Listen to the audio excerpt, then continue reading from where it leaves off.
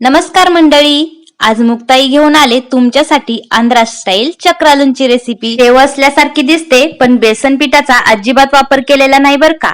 चला तर मग रेसिपीला सुरुवात करू। एक फुलपात्र उडदाची डाळ स्वच्छ धुवून घ्यायची आणि कुकर मध्ये 2 फुलपात्र पाणी आणि थोडस मीठ टाकून शिजू घालायची। 3-4 शिट्ट्या झाल्या की इथं उडदाची डाळ मौजरच शिजते बर का।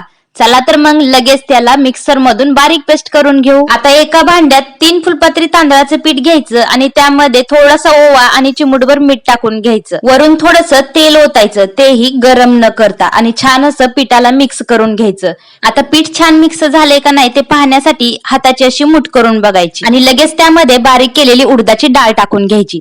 आता या ठिकाणी तुम्ही 2-4 हिरव्या मिरच्या आणि आल्याची पेस्ट सुद्धा टाकू शकता बर का, ज्याने आपली शेव आणखीनच चविष्ट बनते। पीठ मळताना गरज पडल्यास थोडा थोडा पाण्याचा वापर करायचा आणि छान असं पीठ मळून घ्यायचं। तुम्ही बघू शकता जास्त घट्टही नाही आणि पातळही नाही, अशा प्रकारे हे पीठ मळून घ्यायचं आणि 15 मिनिटांसाठी झाकण ठेवायचं।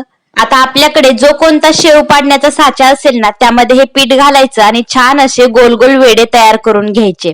आता तेलामध्ये टाकून छान असं कुरकुरीत होईपर्यंत तळून घ्यायचं। गॅसची फ्लेम मीडियम ठेवायची आणि अधूनमधून असं हलवत राहायचं। आणि आता तुम्ही बघू शकता छान असा गोल्डन कलर आलेला आहे आपल्या चक्रालूला। तर इथं आपली आंध्रा स्टाईल चक्रालूंची रेसिपी तयार आहे। अशी ही खमंग, कुरकुरीत आणि चविष्ट लागणारी रेसिपी तुम्हाला कशी वाटली कमेंट मध्ये नक्की सांगा।